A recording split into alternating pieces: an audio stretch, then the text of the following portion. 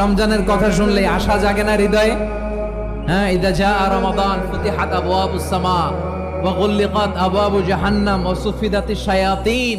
রমাদান আসলে আকাশের দরজাগুলো খুলে দেওয়া হয়, মানে জান্নাতের। জাহান্নামের দরজাগুলোকে লক করে দেওয়া হয়, শয়তানকে চেইন আপ করা হয়।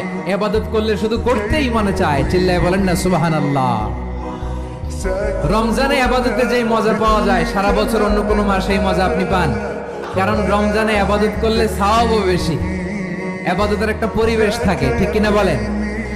অন্য মাসে ইবাদত করলে এর সওয়াব পাওয়া যায় গাণিতিক হারে, রমজানে ইবাদত করলে সওয়াব বাড়তে থাকে জ্যামিতিক হারে। সুবহানাল্লাহ কইবেন না?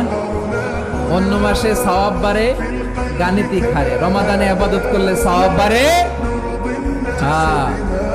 কিভাবে জ্যামিতিক হারে বাড়ে দেখেন। রমাদানে একটা নফল করলে ফরজের সমান সওয়াব,